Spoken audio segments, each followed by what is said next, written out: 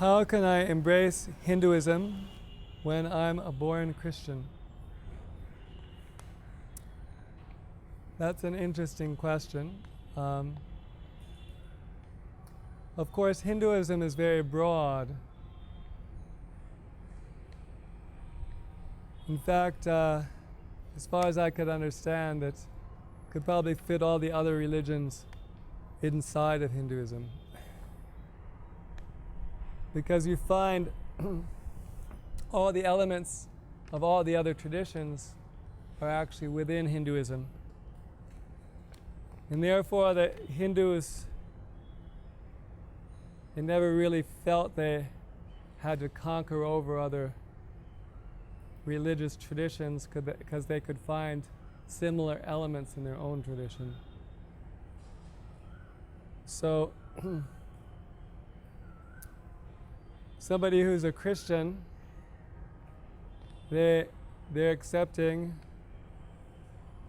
Christ as the Son of God, because that's what Christ actually said he was. He said he was the Son of God. So that's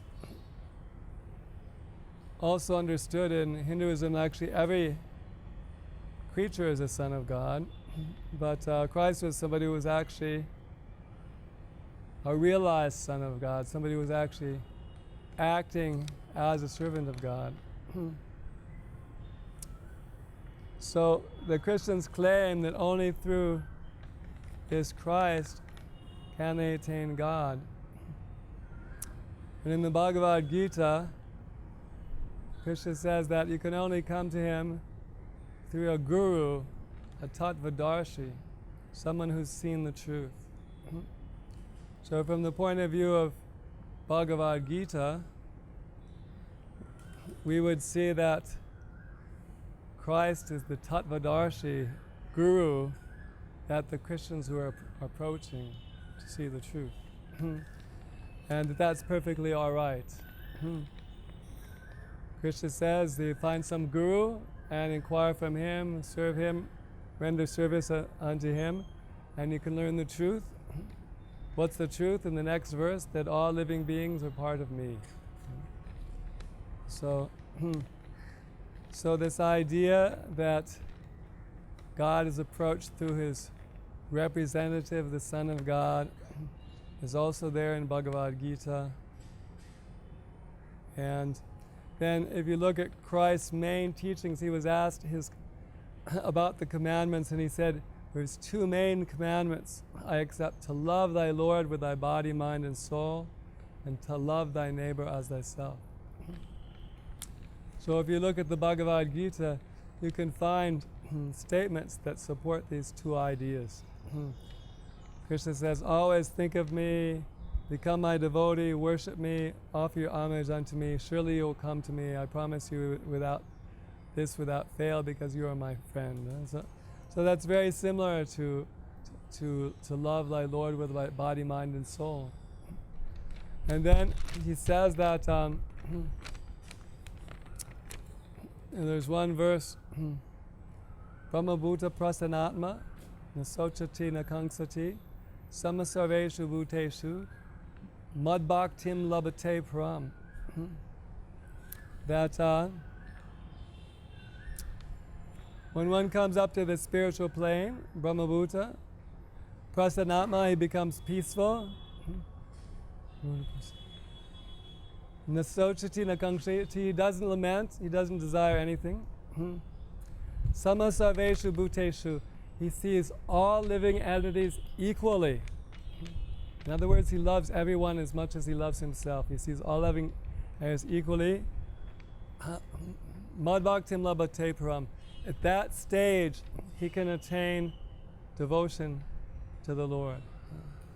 So that verse is saying that you have to love other living entities, as well as loving, to have bhakti, to have devotion, to have love for the Lord. You also have to see sama sarveshu bhuteshu, all living entities equally. So this main teachings of the Christian, of Christ are supported by the Bhagavad Gita. The idea that you have to support, that you have to approach God through His agent, as the Christians do through Christ, is also there. And so basically, the Christians are sometimes so fanatic. They say that Christ is the only agent who's ever represented God, the only Son God has ever had. But even Christ Himself, He said that anyone who believes on Him also is a Son of God. So Christ didn't really accept that He was the only Son of God. He accepted that actually anyone who believed on Him was also Son of God. So if one is a little liberal in their understanding, they can accommodate the teachings of Lord Jesus Christ and the Bhagavad Gita as being talking about the same spiritual reality. So basically, we can embrace Hinduism because we see that everything that what we had in Christianity is also there, but there's also additional things are there.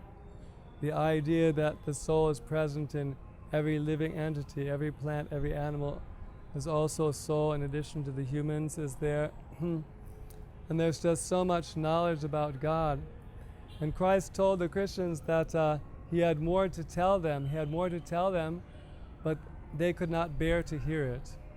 So one could argue, and actually Prabhupada said the proof that they could not bear to hear it is that they couldn't even bear to hear what He did tell them. They crucified Him. Even He told them this little bit amount about God that He told them, and they already wanted Him eliminated. They wanted Him dead. So how could He tell them any more, right? So Christ said He had more to tell. So one could see that this additional knowledge about God, the soul, their relationship, the kingdom of God, the incarnations of God, the relationships of God, it's there in the Hindu tradition, is that additional knowledge that Christ did not tell the people because they weren't ready for it. So it's possible to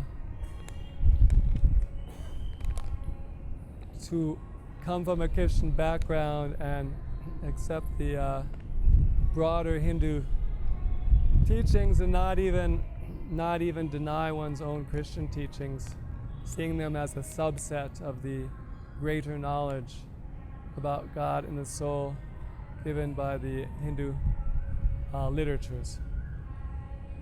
Hare Krishna.